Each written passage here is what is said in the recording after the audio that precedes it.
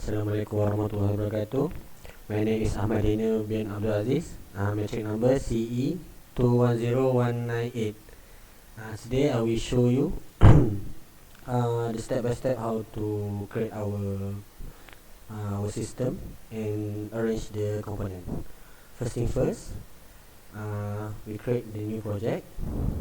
Add the file navigator and then select project and then select new. After that, we click next and rename the project and select the directory of our project. Then next, use RTL project. Then next, just skip this one and then skip this one. And then the board we use is Zinc 7 ZC702 evolution board. Then click finish. After that, rearrange the component like Zinc processor system reset, AI Smart Connect, XC BRAM controller, block memory generator, XC UART, and GPIO for input and the output. Okay, for the Zinc processor system, act as the brain of the smart parking monitor. It uses dual core ARM Cortex A9 processor to handle data processing, decision making, communication through the interface with other components such as memory and sensor through XC protocol. And then we have XC Smart Connector. It's like a highway that connects the Zinc processor to peripherals such as GPIO, memory, and sensor.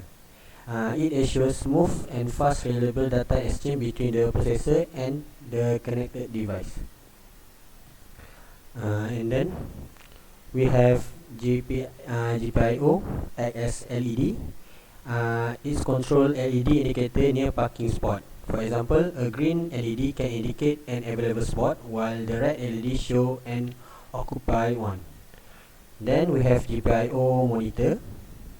Monitor signals from external device like a gate control system or manual override button. This ensures the parking system interact seamlessly with user and others parking management hardware. And then we have XC BRAM controller. The XC BRAM controller manages access to the block RAM for high-speed data storage. In smart parking system, it temporarily stores sensor reading and availability status before sending them to the processor or external interface. And then we have XC Smart Connector. The XC Smart Connect ensure the efficient routing of data between the Zinc processor and connected peripheral.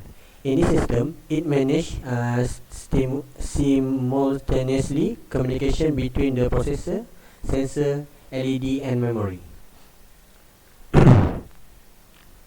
And then we have LED control. The GPIO LED controls the LED indicator at the parking spot. The green LED indicates an available spot.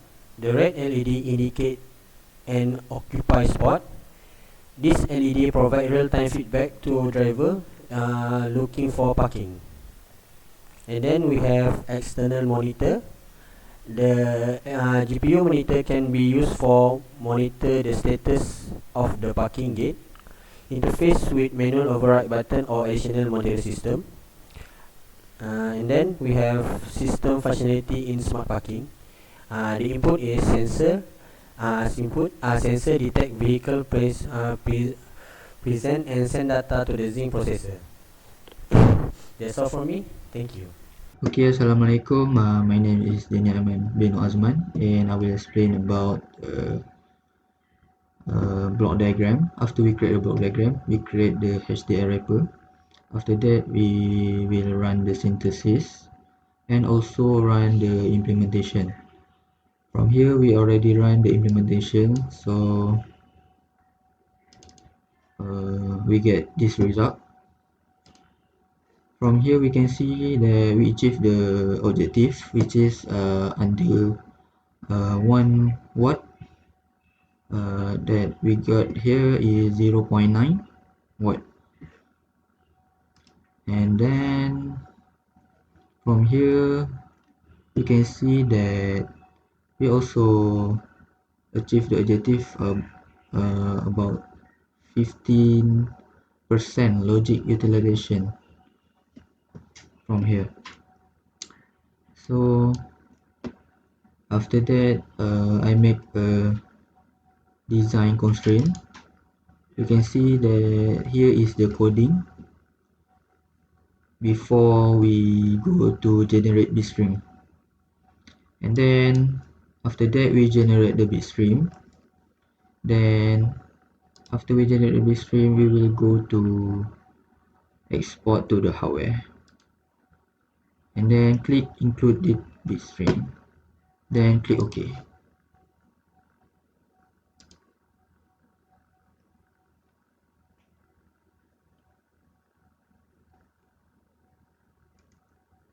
Okay, that's all. Thank you.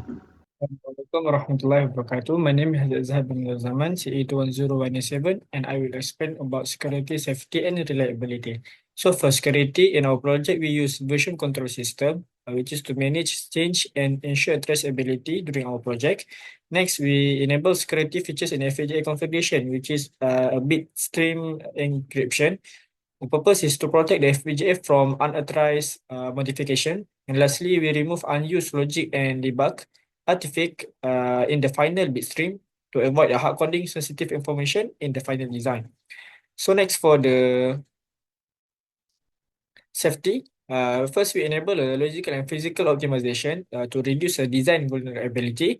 And number two is we use incremental synthesis to minimize the risk of the errors during our iterative change. And lastly, we use VHDL and O Verilog coding standards for safety critical design to avoid latch asynchronous resets and other construct that might be lead to unpredictable behavior in our project system. And for reliability, first we set a constraint for time and power, which is we enable a power optimization during synthesis and also implementation steps to reduce the power related failures that it perform a resource optimization. And number two is we ensure efficient utilization in FPGA resources to avoid overutilize, which is it can lead to compromised reliability. And lastly, we continuously repeated test the design. Every time we change the design or system to ensure no new issues will happen. And that's all for our part, reliability, safety, and security. Thank you. I will explain about the sustainability in project architecture. The first one is lower power consumption. The smart party monitoring system is designed to operate efficiently with a power consumption of only 1.34 watt, which is well below the industry standard threshold of 1.5 for Zen 7 series platform. This demonstrates the project commitment to energy efficiency, port optimization, the system power consumption was further reduced to 0.979 watt, showcase a significant improvement in energy management while maintaining the system performance. And for the next one is energy efficiency. The system achieves energy efficiency through various optimization techniques, enhanced signal routing, and improving clock distribution were implemented, which reduce dynamic power usage and minimize thermal stress on the hardware component. This effort ensured that the system operated efficiently over prolonged periods and contributing to overall energy saving and a reduced environment footprint. And the next one is hardware optimization. The project emphasized efficient use of programmable logic components such as lookup table and flip-flop. This minimizes the system hardware footprint, reduces electronic waste, and aligns with sustainable design practice.